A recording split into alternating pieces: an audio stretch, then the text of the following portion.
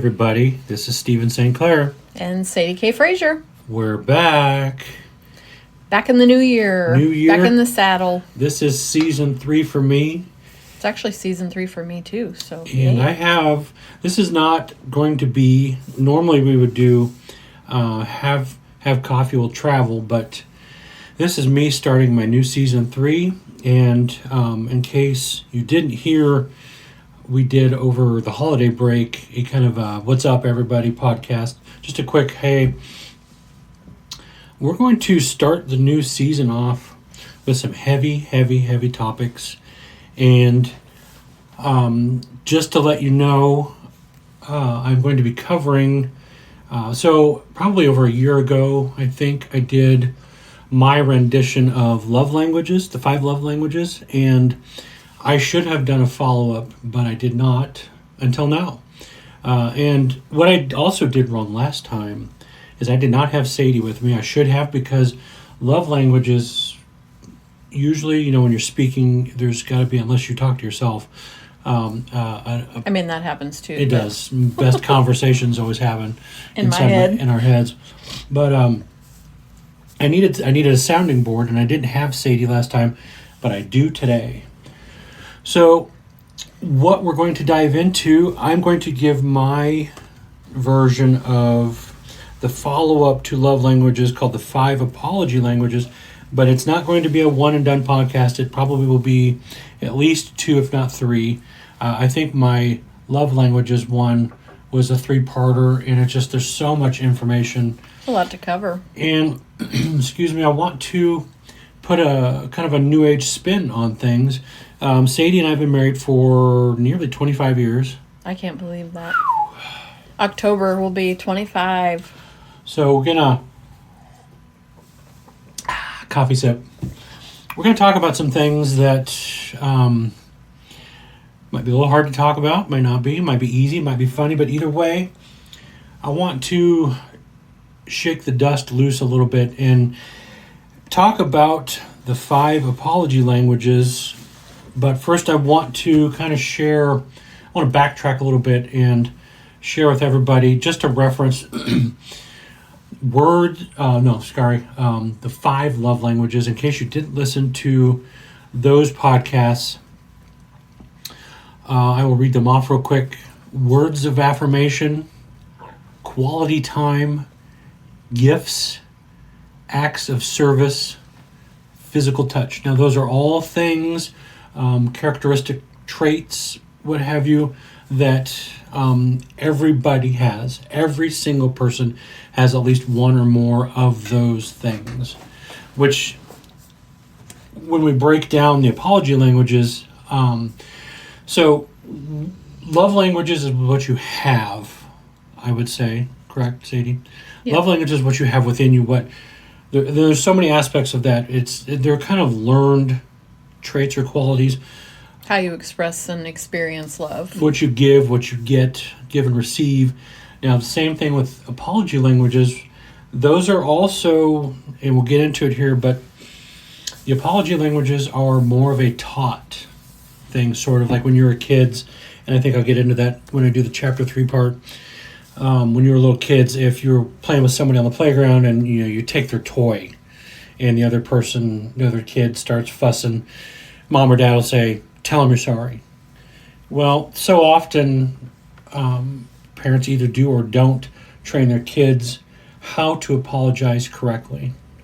And by no means are Sadie and I experts, but what we do bring to the table is 25 years of apologies. Yeah.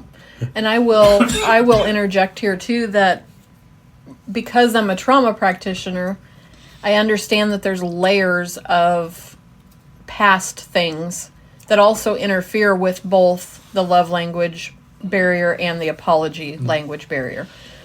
I think we're born with those inherent traits, but I think you need to go back and peel through some of those layers. For us, it's taken 25 years, and we're not perfect at it, like you said, but it's taken us 25 years to kind of unbury some of those other traumas and past childhood experiences. Mm-hmm.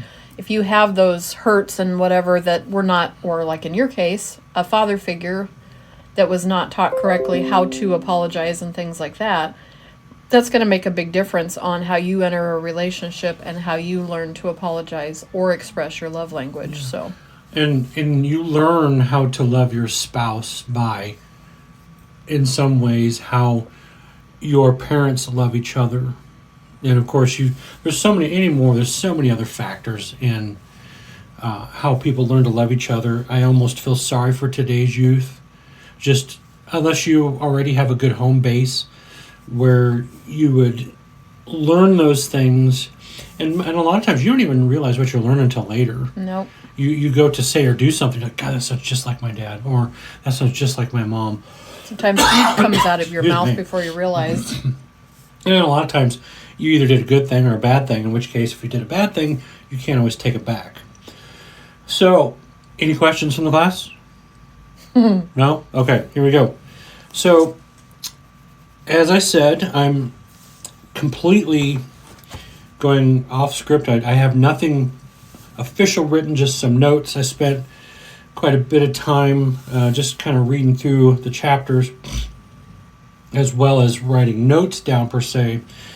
So when I interject in between note readings, it's going to be purely from my own head, my heart, and experiences that Sadie and I have. So I hope that any of what we say will have some meaning for you. And Sadie and I each have our own takeaways. Like, I grew up in a mom and a dad situation, and of course Sadie did too, but Sadie's past is quite a bit different than mine in certain regards. We've actually known each other since 85, but so her mom and dad separated when she was 6? Got divorced when I was 6, 7. yeah. So, and grew up with two dads more or less throughout different parts of her life, or one. So I grew up with one, but the one often might as well be 0. So it's just kind of, you take what you can, kind of like low-hanging fruit, and you store them. And then one day when you're with somebody, they surface, good or bad. So chapter 1, and I left the chapter headings in, that way it kind of gives you a reference point if you ever do buy the book, but it's called Righting Wrongs. And basically this chapter revolves around a lot of things, but it was actually the shortest of the chapters that I read. So the offense is done, the deed done wrong. How do you reconcile from that? A husband comes home. Foot has been inserted into mouth. Sometimes both feet, depends on what you say. Husband or wife come home. Either one could say something, do something that hurts the other person to a certain degree. How do you start the reconciliation part? And this kind of also breaks down into the age of the relationship too, and so many factors of that. But let's say I'll throw myself under the bus. I come home from work. My day didn't go as well. I bring home some garbage that spills over into what should have been a joyful, "Hi honey, I missed you," hug and kiss. And instead, I completely bypass giving my wife the attention that she needs, probably missed all day, and I just lay into her unintentionally, and I just blast negative radiation. Now, Sadie's going to react a different way. She's going to handle things. Her immediate knee-jerk reaction is to pull away. And that also walls go up. That also stems from your childhood. How were you raised? What did you see happening? How did you see your mother react to your father? How did you see your father react to your mother? But then also, if you've experienced your own trauma, those trauma triggers often, like, it could be a smell. It could be a smell of his cologne when he walks through the door. And it's not the smell of the cologne, but it's the attitude, or like he said, that negative outburst, or just bypassing the attention that I needed in the first place. And your reaction is going to go back to that child that says, my needs were not met, and this is how my father reacted. I saw him come home and act this way every night. So then, in my case, my first response is to just shut down and withdraw. That's fine. I might be seething on the inside that you didn't give me the attention that you need, but I'm not going to say anything. I'm going to withdraw. And then when you ask me if I'm okay, yep, everything's fine. And there's another spin-off part. When I was growing up with my brother, we knew from, I don't want to say early age, but as you grew up, you learned to kind of, as I say, read the room. We knew at a certain age, I don't remember when, but when Dad was coming home, or if we knew he was on his way home, we actually just like, what time is it? Oh, Dad's going to be home. My brother and I knew to kind of just go somewhere else. Let him come home, let him.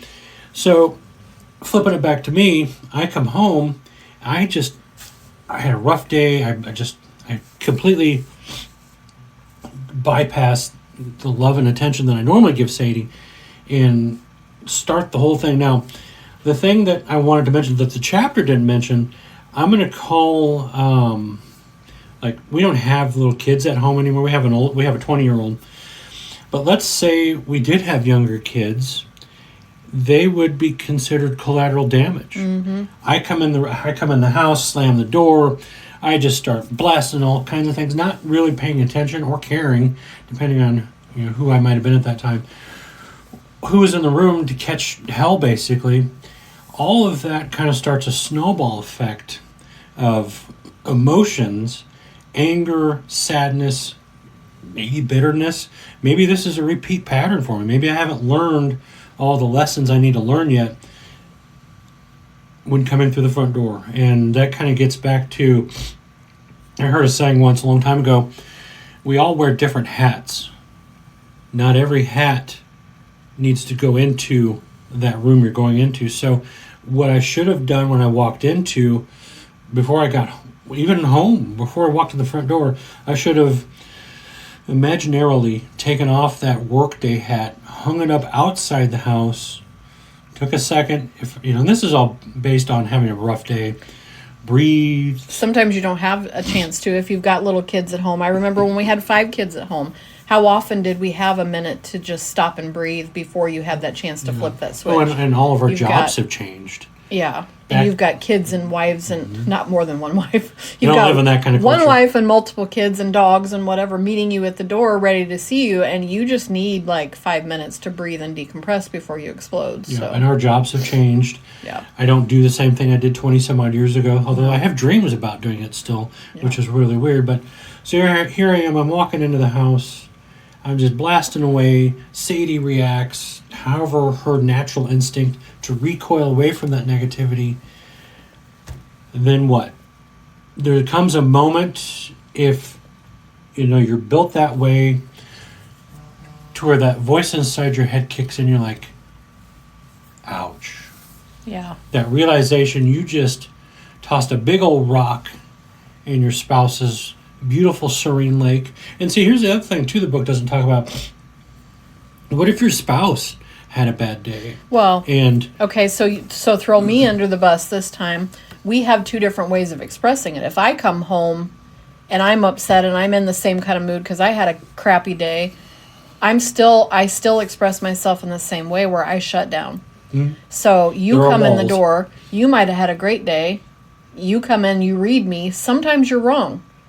Sometimes you're just like you've always read me for 25 years. Sometimes you're wrong in what you're reading.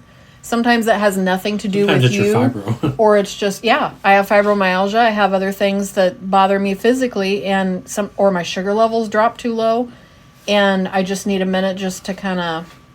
And that started some fights between us too, because in your case, you read me as being grumpy, kind of like your dad, and then there's a part of you that shuts down too and is like, I don't really want to deal with this right now. Let's get through dinner and then we'll figure out a plan. So you got 2 people with 2 different kinds of moods, with 2 different things going on during the day. I can see where dinner time would be that volatile situation. And it's almost like, if you can imagine this analogy, 2 trains either heading straight towards each other or parallel to each other, each with their own baggage, or passengers, and each passenger represents an aspect of their day, whether it be good or bad. So we're now at the point where one or both or not. There's several options there, but let's just say, because that's who I am, I recognize at some point, man, I screwed up. I just totally blasted her and I shouldn't have. Now I can usually this gets back to me reading Sadie. A lot most some to most times when I'm talking to Sadie, I look at her face. That's how Sadie and I communicate. Now if she's doing dishes or dinner or what have you, we're usually always right there. We're looking at each other, engaging eye contact, which for the most part is proper communication, because you need that. There's a whole lot of unspoken things going on at the same time you're speaking, like eye contact, facial movements, reactions, hand gestures, body language. So I just did the deed. I totally torqued Sadie off. I blasted her in a way I didn't mean to. And you know what? I may have walked in the door and I would just blasting anything. I was just Dogs venting. included. Dogs included. More times than not, I can tell when you're in a bad mood because of how you respond to the dogs than me. You know, It's just our natural reaction to be irritated with whatever's right in your face. So and by no means is this a regular occurrence. No. I think age has tamed me a little bit. nor do you really come through the door blasting. I'm just happy to be home. I was like a collective. Yeah. So, how do we start the process of reconciliation, or in layman terms, forgiveness? And I wrote a note down here that says forgiveness should be genuine and should always be a two-person transaction, but also subjective to the deed. Now, deed is, let me restate what I said, the action that I threw out there when I walked through the door. So, forgiveness should always come from the innermost, deepest part of your heart. Because if I just walk up and say, "Hey, Sadie, I'm sorry," slap her on the arm, give her a bro hug, whatever. That's very bad, by the way. Don't do that. Sadie is on the other end of that second part of the transaction where she's like, "What a jerk! What is he doing here?" I have to, once I've realized what I did, what I did. I and this could happen instantaneously. It could happen. It could take a while, depending on how thick-headed a person is, or thick-hearted, I should say. But it's a two-way transaction. There's a sending and a receiving. It's a multiple send-receive transaction, and the part about how this all works, depending on how well it works, I should say, starts from when you're a child. And this gets back to the beginning of the conversation.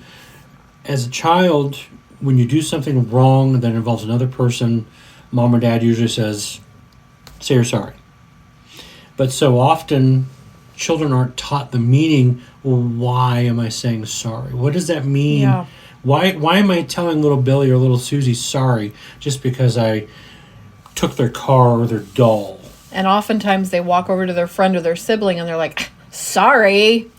They don't even mean what they're saying. They were just they were forced to apologize without understanding what the meaning behind the words even were. And the thing about teaching children at a young age, and even having siblings, Sadie and I both had siblings, there's a certain age where your brains are developing. So you want to ingrain within your child's brain, obviously so many other things, but you want to build a foundation of knowledge that includes the apology language, the admittal of what you did wrong.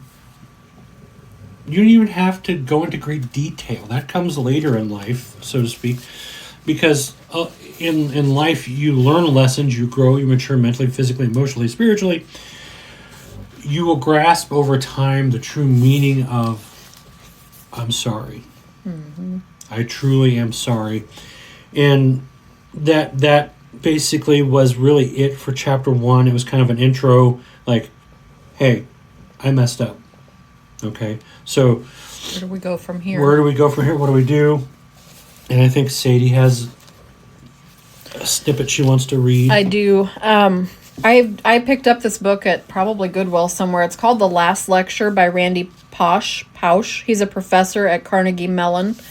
was a professor. He actually passed away from a terminal illness, but when he gave this lecture, he had just recently been diagnosed with pancreatic cancer, and he had no idea how much time he had left. They told him he could, it could be a year, it could be months. Well, as the book writing progressed, he realized he only had like 2 to 3 months left to live. So he had this lecture plan to give to his students, and his wife begged him not to do it. She's like, you've got 3 months left to live. Why are you spending all this time writing this book and, wanting to still put on this lecture? Because he wanted to leave this for his children as a legacy, and also his wife. But I thought it was interesting when we were planning this podcast, because I ran across a chapter in here called "A Bad Apology is Worse Than No Apology." So I just kind of wanted to read just a couple things that he said in here. He said, "Apologies are not pass or fail. I always told my students, when giving an apology, any performance lower than an A really doesn't cut it. Half-hearted or insincere apologies are often worse than not apologizing at all, because recipients find them insulting. If you've done something wrong in your dealings with another person, it's as if there's an infection in your relationship. A good apology is like an antibiotic. A bad apology is like rubbing salt on the wound." Mm-hmm. And then he gives basically two choices of a bad apology. He's described the 2 classic bad apologies. One is, "I'm sorry you feel hurt by what I've done. This is actually an attempt at an emotional salve because it's obvious that you don't want to put any medicine in the wound.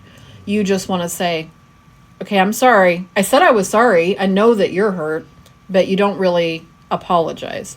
The second one is, I apologize for what I did, but you also need to apologize to me for what you're done. That's not giving an apology, that's asking for one." Proper apologies, in his words, have 3 parts. What I did was wrong. I feel badly that I hurt you, and how do I make this better? Mm-hmm. Mm-hmm. And then also he said, it doesn't matter, like people will come to him, his students will come to him and say, what if I apologize and the other person doesn't apologize back? It's not something you control, and it's not about that other person, it's about you. And I think that applies to forgiveness also. Mm-hmm. You don't forgive someone because they deserve it or because they need it. You forgive someone because you don't want it eating at you for the rest of your life. Kind of clears the conscience a little bit. And sometimes people will wait several days. Once you apologize, they may not be ready to, but they may come back to you at a later time and say, you're right, what I did was wrong. How can we fix this? And a lot of that has to do with the ability to reconcile with oneself. Hey, I just totally foobarred that person, and I did. Excuse me. You have to be able to recognize that, but a lot of that falls back on the childhood. Yeah. If you were raised in a family that didn't practice forgiveness from the heart, or you're going to have a very interesting adulthood, to say the least. So, chapter 2, and this is, like I said, let me restate what I said. These are all notes that I'm incorporating into this podcast conversation. I also wanted to bring Sadie in because what I should have done in the original 5 love languages is had another person involved with this, because you got to have, like a conversation with someone for real, you need to this is one of those things where I probably should have had Sadie involved with the first one, but at the time I was just like, I got to do a podcast. I didn't think beyond the moment. So here we are with chapter 2, and we're at the part where you get to figure out how to say I'm sorry. And sorry are simply just 2 words. I'm sorry. But that doesn't completely paint the whole picture, does it, Sadie? Mm-hmm. You have to, well, as we find out, there has to be involved something called regret. Now, getting back to the original deed where I walk in and I start blasting, the moment I either self-recognize I messed up, or Sadie stops the train completely, I'm derailed, and she goes, hey, what the heck's wrong with you? She doesn't normally say that. Usually it's much softer than that. Is this a good part to interject the peas and chocolate You might part? as well. Okay. Because we also, It totally depends on, now you're talking just as you walk in the door. just as I walk in the door. When is the time of night we've fought most over the last 25 years? Bedtime. Bedtime. You are a creature of habit. You get to 10 o'clock and you don't mess with him. So if we had been at odds, or I have kept quiet all night and I've been stewing, or I've been trying to process everything, for me it takes me a while to process what I'm mad about. Sometimes you might have triggered me. You know what I mean? Like, how many times have we had an argument and afterwards it's like, it's not really about you, it's about this, because this action triggered me. And that comes back to trauma and dealing with it and owning your own mistakes. But you'll ask me before we go to bed, because you do read me. Are you okay? No, I just want to end the night okay. But here's the thing. He doesn't really want to end the night okay. He wants me to say, yep, I'm okay. Shut it off so he can go to bed. And that's been our biggest fight. So I know when he says that, we're going to have a very quick conversation. There is no regret. There is no true apology at that point. It's I'm going to say what I need to say to shut you up, to get you out so that I can go to sleep. And that's what our biggest whatever's been. Whereas I need to process, I need to talk about it, and maybe I need to have you have a conversation. For me, I don't want the words "I'm sorry." I want you to tell me what you're sorry for and how you're going to fix it and what are we going to do better next time as a couple. So we had this conversation, it's been months ago, and luckily it was like after the fact you came back and said, I think I get it. I have to take the piece with the chocolate. And I was like, what? I forgot I disputed that. So he hates peas with a passion. He loves chocolate cake. So your analogy was what? You can't just get to the chocolate cake, which is the end of the apology and the makeup session. You got to take your peas with your chocolate, which means you're going to have to sit down and listen to me. Got to take my lumps. And truly let me express, because if I don't express myself in the proper way, which I have a hard time doing anyway, you judging from yesterday's words that I mixed up. Did you ever find your...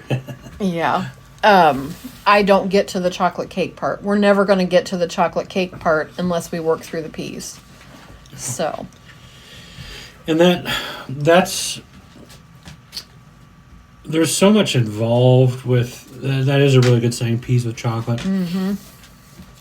One of the things that comes into play between Sadie and I is Sadie was previously married, so for the first, I really don't, honestly, I don't know how long in early stages of marriage, I often was the recipient of a past deed, not even done by myself, but it triggered something within Sadie, so she... Either between an ex or a dad. Yeah, and there was some emotional blinders, like it wasn't me she was seeing there at that moment, it was something or someone that had done something from her past, so most often I found myself backpedaling, like, wait, what's going on here? And then once Sadie's vision cleared, emotional vision that is, of what had happened, it was like, oh man, okay, that was not right. And either way, I did something that triggered something in her. So at bare minimum, I'm apologizing, truly apologizing for what I did that caused her that knee-jerk traumatic reaction. So, and I think there was some point when I actually messed up for myself. as our marriage, our relationship aged a little bit, it became a little bit more finer, like aged wine. Sometimes it was more like aged cheese. You know, Sadie's not a drinker. I'm not really a drinker. But Sadie used to really love cheese, so that's a good analogy. There was a point which my mistakes were my mistakes, and I began to apologize for what I did wrong, not for what somebody else did wrong. And there is, I think, a fine distinction in saying, you know, in those acts of wrongdoing, but I still followed through with the apology. Mm-hmm. I hope. There were some nights we stayed up a long time, roller coaster riding all the way through what was done wrong, and I'm not. But you're working through 24 years of trauma and childhood experiences before you get to what your real issue is. Yeah. So Never should those. Your childhood wrongdoings, my Yep. childhood wrongdoings, our own children's wrongdoings. But, Yep, figured it out along the way. The one thing I will say to get back to the regret part of that is I've always felt that no matter what we went through or what kind of apology in every conversation, no matter how long it took us to get to the end of that, I have always felt that you regretted your behavior. Yeah. You've always been genuine and apologizing to me. And even though it was 10 o'clock, we ended up fighting because you wanted to go to bed. By the end of all of that, you've always been the person who has felt the worst about your behavior. And the funny part is, and I'm not trying to interject comedy here right now. Sadie stated it perfectly. I am, when it comes to bedtime, what's on my face? Okay, if you're gonna do that, hold on. You got a fuzzy on your shirt. That's what happens when you have OCD as well. That was a comedy. I am a creature of habit because I get up an hour earlier than Sadie.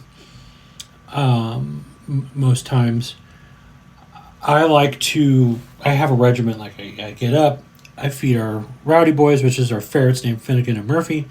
I feed them. I either make coffee or I don't make coffee. I take a shower. I lay out my clothes, so on and so forth. Now, if she and I get into it, or I initiate a traumatic response by simply asking, "Hey, are you okay?" Now, this is the point in the conversation where she's either going to be honest with me, or she's going to just I know how this idiot's going to act. I'm just going to play it off, and I'm going to say, I'm fine. I'm going to put on a nice, happy face. I'm going to tuck this poor sap into bed, and off we go to the races. Not how that normally works.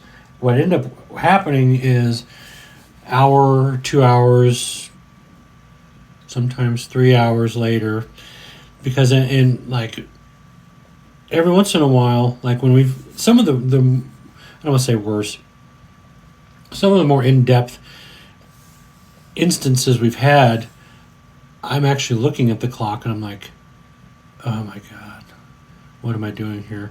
And it's not negative, it's that creature habit of mine, but in actuality, me watching the clock go by actually hurts me in a way that sounds wrong. It forces me to rush the process of apology.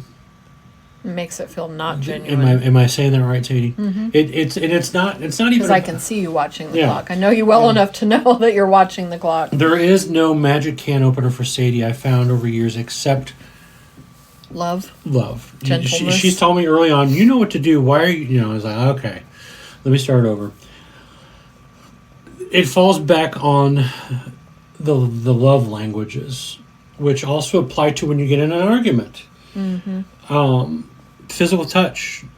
Guys, don't just walk up to your wife and start, it's okay, honey. She's not a dog. Don't just start patting her. Hold her hand. Put your hand on maybe you know your spouse. You know what she likes. You know what they like. Just don't screw it up. Do what she likes, quality time. The gift could be an emotional whatever. But getting back to the I'm sorry part and expressing regret, you're at the point now in making up for what you just did. Regret, were you going to read the Webster's definition of... Well, Sadie's recording this podcast from her phone, and she had the definition from Merriam-Webster, what an apology means, but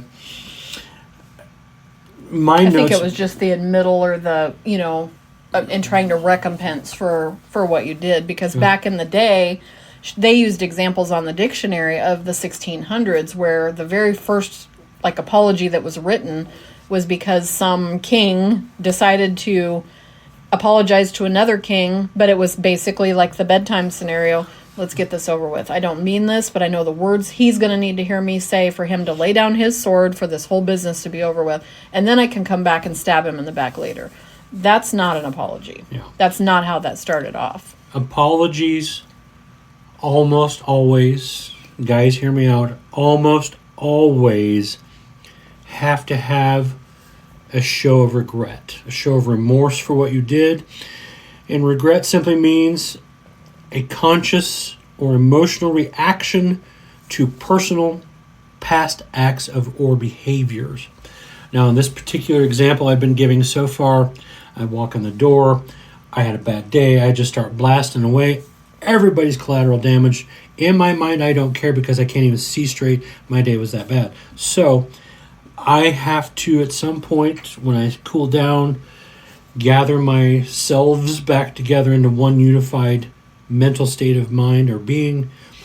I'm like, oh crap, I just totally screwed the pooch on this one. And I'm not even thinking at that time how my wife's day went, how my kids' day went, how my dog's day went, whatever. I'm only thinking of myself probably at an unconscious level because I have allowed the wrongdoings of my day to infiltrate myself so deeply that I get it out there. And then I'm like, oh, what an idiot. So I do an about face. I go to Sadie, by then, who has her wall so high, so wrapped around her so tight. It's going to be a minute before I can chip away and hopefully allow entrance into her heart again. And there's a process, guys. Whether you think you're doing the right thing or not, you will know when you've done what you needed to do to get back into good graces with your spouse, because everybody has that look, that feel, there's an air about them that says, okay. There's a quietness, I might say, that moment in between the last and the first word that you or they spoke that says you are forgiven. And that's the moment we all are trying to achieve. And let's be honest, I'm like a pit bull when it comes to sort of maybe with not so many teeth in his head anymore. When I know I've hurt Sadie, I usually don't back down. And I don't mean that in a defensive manner. I mean it simply as I love her so much that I need to make up for what I did. But what I often don't quite realize is this is not a quick solution. This is not a quick fix or one and done. This takes a minute or two, because what I had just done, I just ripped her to pieces, and she had nothing to do with my day. Hopefully not. So at some point I got to take into consideration, oh, maybe she had a bad day. And this isn't, I don't have all this written out. I walk in the door, check. I blasted everybody, check. There's the moment. There's no timeline, no definitive timeline that says these are the things that happen. These are the things you're at. This is what you must do to make up for your wrongdoing. And it never happens in the order you expect it to anyway, even if you had that thought in your head. There is no final tick mark. Remove foot from mouth, put it back firmly on the ground. What it should be is you're free to travel. Hold your wife's hand. Move about the business. Whatever. So I'm at this point now where I'm like, oh my goodness, I have to fix this. And I honestly can say on a genetic level, I feel like I'm a fixer, a peacekeeper. My grandma did it. My mom did it. I do it. And guess what? It's a learned trait. I shouldn't have said it was genetic. It feels like it at times, but I try to keep the peace as much. Now, sometimes I cause problems. I don't mean to. But we're now at the stage in this done deed where I have to express regret. And it is the first of the 5 languages of apology. And as I said, regret is the emotional part of apologizing. It has an emotional, it has a physical aspect of it, because if I just walk up to Sadie and say, hey, sorry, what does that say? Nothing. It says you're an idiot. She has to be able to look and feel from me that I feel remorse or I feel regret for what I did. Which does not mean me making you miserable, and either I don't purposely ever give him the silent treatment either. There are a lot of women that give the silent treatment just to get attention and let this escalate. That's not... Mine comes from a place of trauma and shutting down.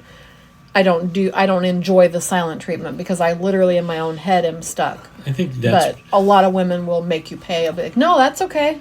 And then they make you pay and make you pay and make you pay, and they put these digs out, and you're never going to get anywhere with a marriage like that. No, and I think your silent treatment, quote unquote, is part of the knee-jerk reaction to what I just did, right? Yeah, it's my shutting down and saying, okay, I'm going to put up my walls, and I don't sit here and think all that.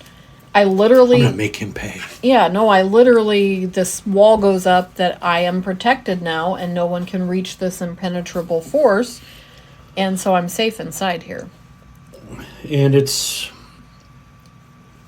all revolving around who you are, how you were raised, how you've been growing up. That's why I said I feel so sorry for a lot of the youth of today, because there's so much more garbage out there in today's society that, I see posts all the time on Facebook, like, if you're a child of this era or this era, we survived, we drank water from the hose, and we survived it. What are the kids of today going to say in 10, 20, 30 years from now? It's, I would like it to be that their mom and dads, or whatever the familial situation may be, I was taught right. And if you weren't, then you start learning how to break generational trauma, because that's where our kids are at right now. We've got a couple kids trying very hard to break some generational traumas from the past. And if you truly care about who you're with, and you recognize the fact that, man, I got some baggage I need to get rid of, well, guess what? You start the process of getting rid of the baggage. You, in turn, start the process of healing yourself. And maybe another piece of that is you learn how to communicate with your partner, but you have to involve your partner. And sometimes it takes you 25 years. It takes a while. And nobody's perfect anyway, so it's an ongoing practice of constantly learning how to do better, apologizing, regretting what you're doing, and learning how to do better the next time. And there is a part two where, excuse me, the the traumatic stories in a person's life can be so wrought with sadness or darkness or just straight up guilt, shame, that how they remove that baggage, how they unpack that baggage from their life, it's going to take a while, people. Mm-hmm. It's not a, here, let me help you unpack. No, it's sometimes they have to start that process themselves. You can't force someone to unpack their baggage from their life. You have to let them do it. The only thing you can do is say, hey, I am committed to you. I will help you. Meet me here in the middle. Meet me at the beginning. Take one step of it, one little step. And then you let it go. Don't force it. Don't force the other person. And I think this is probably in chapter 3. I'm going to jump ahead for a second. Don't force the other side of the apology. If you did the wrongdoing, you have ground zero. You got to work your way up like you're a skyscraper. The skyscraper, the very tip-top penthouse, is normalcy. That's where you find yourself back at the beginning. You're good to go. You're safe, and hopefully sorry for what you did. Regret when... Oh, hold on here. Sadie's pointing out the next part. Being truly sorry is a fundamental aspect of a strong relationship. What does that mean? It means... Just a second.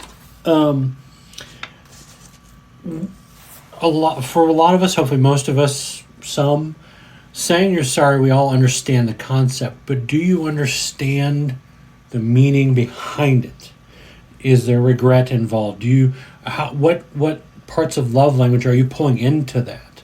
So, apologizing with regret, meaning you acknowledge what you did, is always a two-sided operation here. The other person should be able to explain, let me rephrase that, the person that did the wrongdoing needs to, if required, explain what they did wrong.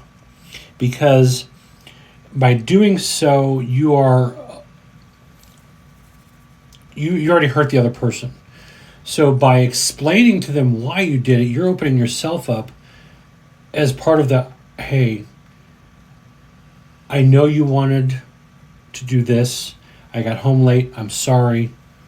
This is why I was sorry, or why I got home late. I'm sorry. And part of that is, hey, I could have called you, I could have texted you. We live in a day and age where you have so many options of communication usually. In my job, I do IT. I could chat my wife. I could email my wife. I could do all of that from my cell phone. I would really have no excuse for letting my wife know why I'm getting home late. And, and as a result of explaining what I did wrong, there's evidence, body language. And I think on an unconscious level, maybe more than that, the other person is looking at that other person, kind of giving a side eye. I'm like, he's not sorry. Look at that. Look at that fool. He's just standing there like it's no big deal. Guys or gals, if you messed up, the other person is going to, in a roundabout way, they're going to look to see how sorry you are. And I hate to say it that way, but let's be honest. If you rush the apology, don't even try it. Don't apologize. Start over. Figure it out. And this involves, the communication aspect. When I'm communicating with Sadie, she's unconsciously looking at a lot of things. Eye contact. Am I making the motion physically to make recompense for what I did wrong, what I should have done?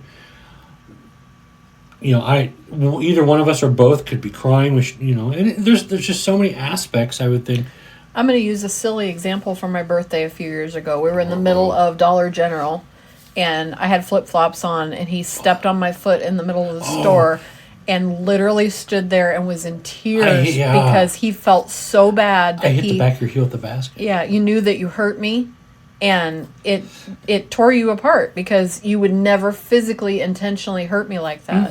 But I can't tell you how much that meant. That was not a forced apology. That was not a, sorry, you should have moved out of the way. You were legitimately hurt that you hurt me. And that's kind of a different, that was an accidental. Yeah. Whereas, even though my earlier example of walking through the door and blasting away, that's an on purpose, that's an intentional act of wrongdoing. Whereas, me bumping Sadie's foot with the cart on the back of her heel, that was an accidental. That was, hey, you fool, you're not paying attention. And that was my biggest thing when we were growing up with our kids. They all wanted to take turns pushing the cart. And guess what? Mom's heels always got hit. And I'm like, no, you can't push the cart because you can't even walk and chew gum. So, pardon me. Here we are. We're in the heat of battle, so to speak. I'm trying to make up for what I did. I'm apologizing with sincerity. I'm putting in some regret. That really sounds bad. I don't mean to list that like I'm making a salad. There's a lot of components, and every couple's way of healing is different. Mine more often is, like I said earlier, Sadie told me early on, this is what I want from you when we are in this moment. Touch, to be held, to talk in a kind way, love. There's so many things that is important in that moment when you're trying to apologize, you're trying to say sorry for what you did wrong. It has to be sincerity, and they should be specific. It all depends on, like,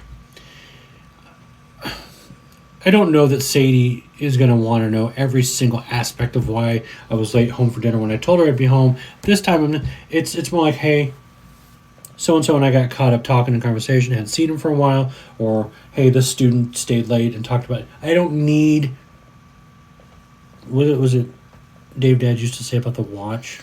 I don't need to know how to build the watch. I just want to know what time it is. Yeah. Sadie doesn't always need to know how I'm building the watch. She just wants to know what time it is, so to speak. And so an effective, sincere, and emotionally upright, correct, whatever terms you want to use, apology has to start from the heart. You can't start with your big toe or the longest hair in the back of your head or whatever. It has to start in the center, innermost part of your body, where the most love and affection emanates from, honestly. And that circles back to, if I just threw out a, hey, I'm sorry, please go to the tool drawer, pull out a hammer, and then put it back in. You don't need to actually commit violence. But what I'm saying is, if you're not going to do it right, don't do it at all. But therein lies the problem, because you're not really apologizing for what you did wrong. And don't blame someone else for it. Exactly. Don't apologize and then say, but you did this, so that's why I did this. Yeah, and we've played that game don't before. Don't flip it. Don't flip it. Accept, grow the heck up, realize what you did or said wrong, move forward with the expectations, hey, I will do better next time, I'm sorry. And sometimes that part where you said you're going to do better may not always happen right away. It's a growing process, it's a growing pain. And, apologies should also be reciprocal. And don't expect something, or don't just say, "Oh, I did all this. I know she's sorry," or "I'm sorry. She knows I'm sorry. She should just show me all this. I accept your apology." No, that part isn't as important so much as you starting the ball, so to speak, that emotional ball to recovery. And for me, I don't want the words. I do want you to apologize, but I more so want you to be sorry for what you did, because I want it to turn out. I want to have a different outcome next time between us also, on both ends of it. I screwed up. We have a good enough relationship that by the time we get to this point, even if it's 2 hours in the middle of the night and we're now conversing, we always end on, this is what I could have done better. This is what you could have done better. This is what we need from each other. This is what I need more of from you in this situation to make this work. And the thing that always drives me a little bit, above our bed, we have on the wall like a wall sticker that says, "Always kiss me goodnight." Yeah. And it says more than that to me. It's a blanket statement of how your emotional state should be at the end of the night. Always kiss me goodnight. It could also say, "Always wrap your arms around me." It's a blanket statement of your emotional, maybe romantic well-being. And if you walk away from that and do nothing, you don't kiss. There's so many dark explanations that I could use for that, but I'm not going to. You guys get it. We're all smart people here. But in a nutshell, regret is huge, and showing it. And did we do the back? Oh, we got to do this whole page. Sorry, I'm visually checking my notes. So, one other thing, I don't know. I think early on we used to write a lot of notes to each other back in the day. We don't now. We have the age of email and texting and all that. One example that the book gave was write an apology letter, and this isn't necessarily a requirement. Either person or neither person could be into those kind of things. Maybe they don't need it, but there could be a touchy-feely person in that relationship that's way more like wanting to drive that point home, like, "I'm really sorry. I really messed up." And this could help them, could hurt them. But let's say the next day, I know things are a little bit better. You're still kind of cooling down from that heat that shade that I threw at you the night before. I want to take it another step forward. I want to seal that binding apology. I want to write you an apology letter that just kind of confirms, hey, I know what I did wrong. This is what I did. I am really sorry I hurt you that way. So on and so forth. It's not necessarily a requirement in a good apology, a good heartfelt apology, but it's sometimes something that can make the difference of really striking a good chord with the other person, I would say, right? It's just, Sadie, sorry. Sadie's told me for years, she's always said, "I'm not a flower girl." Now, I'm like, what? How are you not? This is we differ on love languages in that way. So, men everywhere, at some point in their love life, have bought their lady friend, their girlfriend, their wife, a flower, multiple flowers, bouquets of flowers. It has, through all the generations, been a symbol of emotional whatever to that other person. Sadie's always said, "Hey, how about this instead? Don't spend that money on flowers that are going to die. Maybe we go to the movie. Maybe So my dinner. love language is quality time instead, Yeah. or that emotional bonding experience over the price you spent on the flowers. Take me to the Imaginarium. Get me lost in a thrift store somewhere, and let's get coffee and a date. Let's go to Redbox, get some movies. Yeah. And hide away in the TV have that. room. Or, Yeah. yeah. I'd much rather have that than the money spent on flowers. But this is a good interjection here with the love language. I'm going to back up a minute. I am also doing him a disservice because his love language is also acts of service, in which he's showing me he loves me, and it's imperative for him that he buy me something, like a bouquet of flowers. That's his way of expressing love language. So if I say, no, I don't want those flowers, I want your quality time, I'm taking that gift away from him of being able to share with me your love language and buying me flowers. Is that like when I help you do dishes? Sure. What are you talking about? That's my love language. If I'm wanting to do dishes for you while you're doing Oh. another thing, and you boot me out of there, I'll do the dishes. I'm walking away like, I just did something wrong. And let's be honest, guys, we are not known for doing dishes very well or at doing all. them very quickly. And I'm not trying to hey, look what I did. That's not at all what I'm trying to say. Our dishwasher just recently broke, and so now we're back to manually doing dishes, which is not a big deal. It's just two of us now. I don't care. However, I'm not going to say, hey, don't destroy my act of service. I'm trying to do dishes for you. That's not what I'm trying to. What I am saying is, instead of buying you flowers, maybe let me do dishes, or is that okay? Sure. Okay. Or maybe I cook more than just one meal for you every. I could do that too. So anyways, I digress. That was I was trying to make light of a situation that comes up from time to time. Normally, I used to do dishes when our dishwasher before was broke. That's true. I would do dishes on Monday or Tuesday, whatever night Sadie was at her mom's. But so let's make something perfectly clear here. An apology can take on many forms. It doesn't matter the form it takes on. You have to make sure what you put into that apology is all the good stuff. Everything from within you, your emotional, your heart, your spirit. And it doesn't honestly matter the level of the wrongdoing. I mean, it does, but it doesn't. But you still want that emotional oomph into your apology. That's it. I'm sorry. No, guys, it doesn't cut it. Don't just say I'm sorry. Or let's talk about the flower yourself. thing again. So you're sorry, and instead of coming home with a heartfelt apology, you come home with a dozen roses and you throw them down on the counter. And then the wife's like, okay. And he's like, but I apologized. But I took you garage sale. Well, that's a good example. My ex-husband. You want to know what his response was after 9 years of marriage, and I ended the marriage and left in the middle of the night?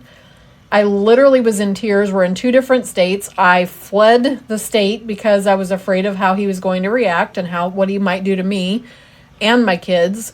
And we end up on a phone conversation so I can talk to him in safety. His response after 9 years of me walking out the door and leaving him forever was, but I took you garage sailing last weekend. Are you kidding me? But I just bought a card at the store and I was going to sign it and send it to you and tell you that I was sorry. But not one time during that conversation did he actually say, I'm sorry for the things I've done for 9 years to lead you to this point, or why did you leave me? It was, but I bought you a card, but I took you garage sailing last weekend. So that's a good example. Don't just buy the flowers. Don't just buy the card. Don't just take them garage sailing once and expect to make up for a lifetime of mistakes. That is an apology without regret. So use your heart, use your words, and mean what you say. Be humble about it when you say, I'm sorry. Yep. And that also, to circle back to that, if you have a large family, more often than not, you're going to have a child or two that does fall off the map, so to speak, if you aren't teaching them the proper ways of... I mean, you can't just teach them the good things. You got to teach them how to recover from the bad things, too. And if you do something, you take little Billy's or little Susie's doll or car, or you smack them around a bit, mom and dad aren't teaching you the right way, guess what? That carries over into adulthood and could be leading into some worse things. it could be criminal even. You know, it's just, and that's really an extreme case. But hi, Frank. Hi, Frankie. We have our dogs in here with us. We're trying to keep them contained. He's checking on Mom and Dad. They're like, you guys are talking way too much. I need a bone. No cookie bites. Anyways, we gather here. We wandered off the beaten path here. Well, kind of what I said. I mean, you should be presenting yourself in a humble and open manner, too. Very much so. There's aspects to saying you're sorry that go way beyond just the what can I see part. It's what I feel, both physically and emotionally. What's reverberating from the other person that says, man, I'm sorry. You know. So it's just, there's a lot involved with what's going on, and I hope that, my takeaway from all of this is that you learned a few things. There's definitely some steps, which the funny thing is, I don't think anybody sits there with a notebook and like, okay, he did this, he did that, oh, he meant that, he said that. All right, you're good to go, buddy. You're clear. Not how that works. It's all a near instantaneous action-reaction to a wrongdoing. Is that correct? You've never once sat there with a notebook. No. You didn't do that right. Oh, you messed up on that part. Oh, you didn't make the perfect eye contact with me. That's going to be 2 bowls of shrimp Alfredo from you, buddy. and really, the things you do or say, they honestly make a difference as to the amount of baggage the other person or you even carry after you've recovered from what you did wrong. So that's just, I guess the takeaway from this is don't just put your back into it. So put your heart into it. Put your emotional feelings into what you did wrong in the apology. It matters. And I would say if you're struggling and you're having problems in your marriage, and it doesn't matter if you're newlyweds or if you've been married 25 years, if you feel like you're not reaching a point where you're moving forward together and this is not happening, don't be afraid to seek the help of a therapist either, or someone that you feel, even if it's somebody from your church. Therapy is always a good idea, though, to work through some of those issues. We don't expect you to have all the answers, but you have to be emotionally prepared to put some of that baggage aside and start working on yourself. And sometimes it's not a matter of working on things as a couple. Sometimes each of you, like with us, we each have past baggage. We're not going to go to a therapist and work on our baggage together. We're going to go to a therapist, and I'm going to work on my baggage, and you're going to work on your baggage.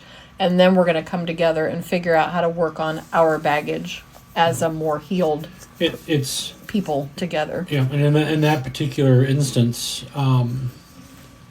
it's kind of like a walnut shell.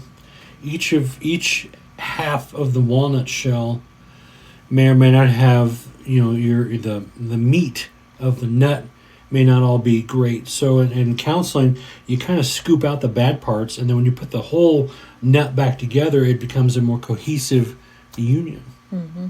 Yeah. So that was chapters 1 and 2. I think we might pause just for a minute. Our one dog, Frankie, up and walked out of the room in rather hurriedly manner. Normally we take breaks. I would say, though, with the length of this one, let's go ahead. This is a good place to stop. I would say let's go ahead and stop here, and then we'll do a couple more chapters next time. Because I don't want to rush through. And I think this is a really good place to open things up and stop. So I have chapter 3 left. We'll pick that up with we'll do like 3 and 4. Yeah. Chapter 3 is apologizing without justification. So I feel like we're at a positive spot now where we've gotten you to the meaningful part of the apology. So we have more to come, though. Oh, yeah. We have lots more to come. So, in saying that, welcome to season 3 of the Crafted Quill podcast. And in Pursuit of Purpose podcast, I had Sadie K. Frazier with me. She, like I said, I should have had her involved in the 5 love languages. I did not. That was my bad, because I definitely could have used her thoughts and opinions on what I was talking about then. And in case you missed it, this podcast and the ones following this will be based on the 5 apology languages. Make sure I said that right. The 5 apology languages, and this is based on a book that Dr. Gary Chapman and Dr. Jennifer Thomas wrote together probably a few years ago, but this is strictly mine and Sadie's spin on it. And let's be honest, in today's day and age, sometimes we need to go back and rethink things. And don't come out of that room until you've learned your lesson. That's right. So fix your stuff. And we don't have all the answers either, but we're here to share our experiences and we're here to help. And that's just the way things are. That's right. Thank you for listening. Normally our podcasts aren't quite this long. Sometimes we do spill over. But given the fact that Sadie's using her phone and she only has allotted 90 minutes, whereas I'm using an audio recording software, mine's unlimited. But nonetheless... That's scary. You being able to talk for as long as you want to talk. I better have more coffee. Anyways, everybody, thank you for being here. Please spread the word. I would like to get way more out there into the wide world. Or the World Wide Web. Yeah, there you go. Or the whole wide world. The whole wide world. And maybe space. Yeah.